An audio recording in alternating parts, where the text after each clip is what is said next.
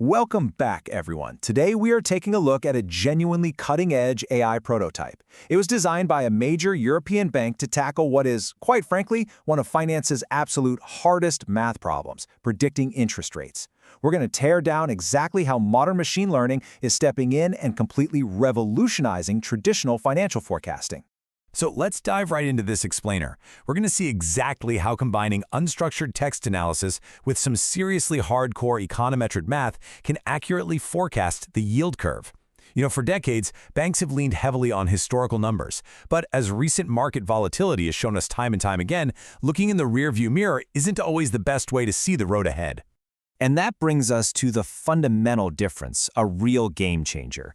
While traditional models, like vector autoregression or ARIMA, rely purely on those historical numbers and tend to completely break down during sudden market shocks, this new AI hybrid approach actually reads the news to anticipate the storm.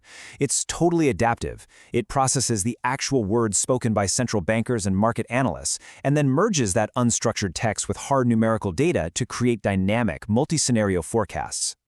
Here's our quick roadmap for today's explainer. We're covering 1. The interest rate dilemma. 2. AI topic mapping. 3. Decoding sentiment. 4. The BVAR engine. 5. The multi-scenario dashboard. And finally, 6. The future of bank AI.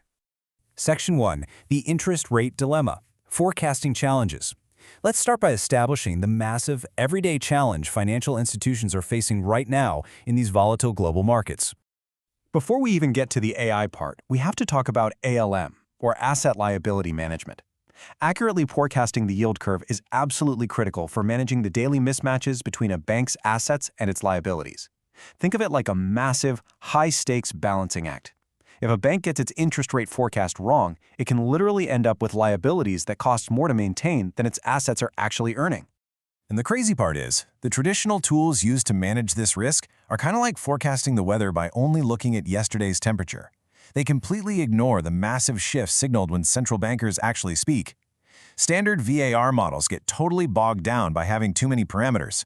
ARIMA assumes markets are static, and honestly, none of them can read an ECB speech to tell you if the tone is hawkish or dovish. Section 2. AI topic mapping, structuring text data.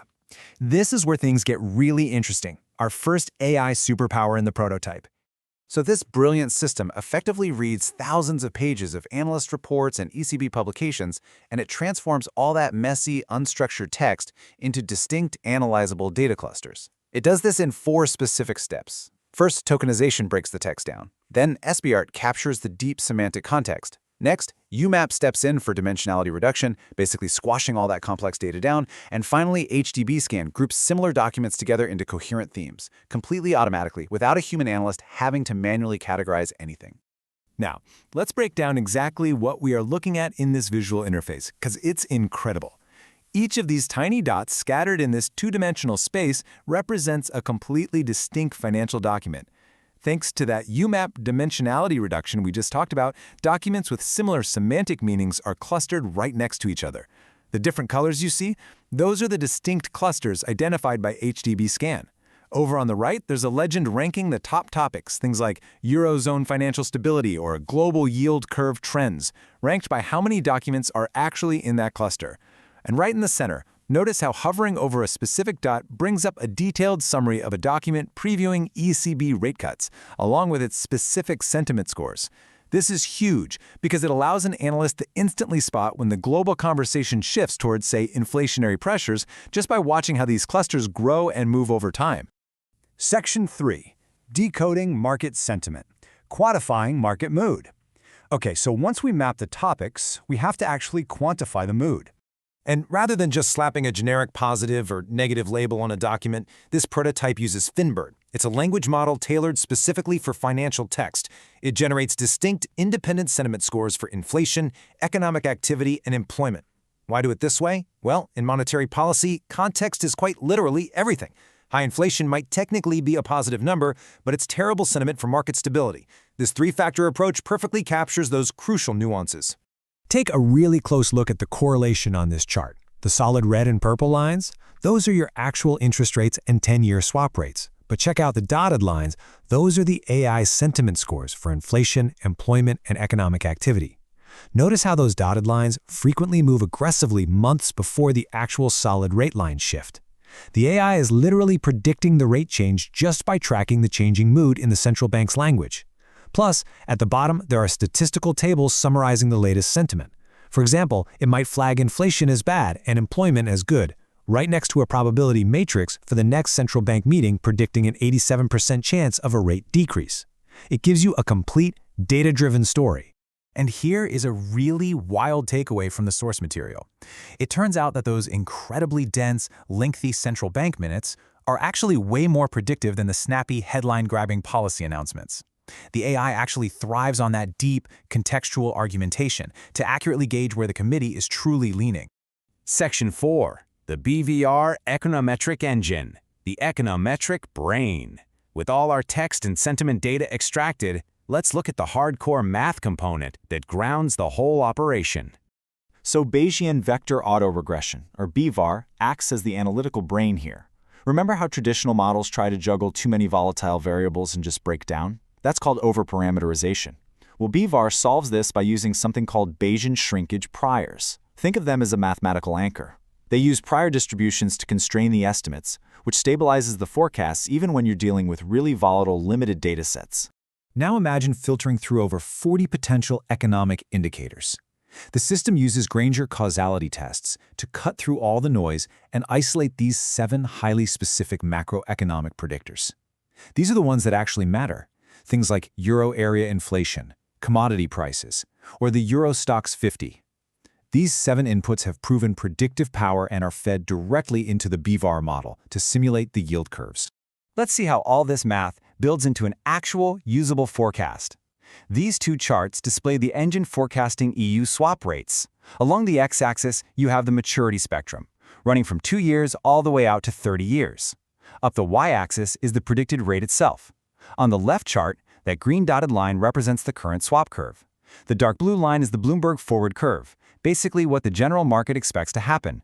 But the absolute key here is that purple line surrounded by the orange shaded area. That is the custom scenario computed by the AI's BVAR model. And the shaded area is the probability interval, showing you the whole range of potential outcomes and uncertainty. There's also a high red line showing an alternative external analyst forecast. By stacking all these curves onto one single chart, a bank can instantly visualize exactly where their internal AI-driven fundamentals are completely diverging from general market sentiment. Section 5. The Multi-Scenario Dashboard, Synthesis, and Simulation. Now we've finally reached the synthesis, bringing this whole superhero team of algorithms together into one place. This is where the whole shebang comes together. This dashboard puts the entire multi-perspective framework onto a single unified screen. Up on the top left, you've got your topic maps. Bottom left shows your real-time sentiment scores.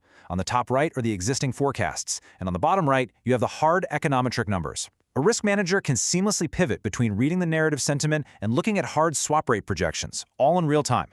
And the best part, analysts aren't just passively reading this data. They are actively simulating the future. They can select specific, probabilistically weighted macroeconomic shocks right inside the dashboard. For instance, they can say, okay, what if we hit a downturn scenario where the Euro Stoxx 50 drops by 5%? Or what if stagflation hits, inflation spikes while the market drops? They run it, and they can instantly see exactly how that shock would warp the yield curve. This synthesis isn't just a neat visual trick for a presentation. The academic study behind this prototype explicitly confirms that it delivers substantial added value for real-world risk management. It literally takes the guesswork out of asset-liability management, forcing decision-making to be entirely evidence-based. If you're in risk management today, this multi-perspective approach is absolutely the new benchmark you'll be judged against. Section 6, the future of bank AI, next steps and limits. All right, before we wrap up, we need to talk about where this prototype falls short and what comes next in the evolution of financial AI. Because while it is incredibly powerful, it's still a proof of concept. The researchers are very clear. These forecasts are probabilistic estimates, not crystal balls. Also, the computational complexity is massive. And then there's the big one, explainable AI. Regulators are absolutely not going to let a bank trade billions based on a black box, right? The AI has to be able to explain its math.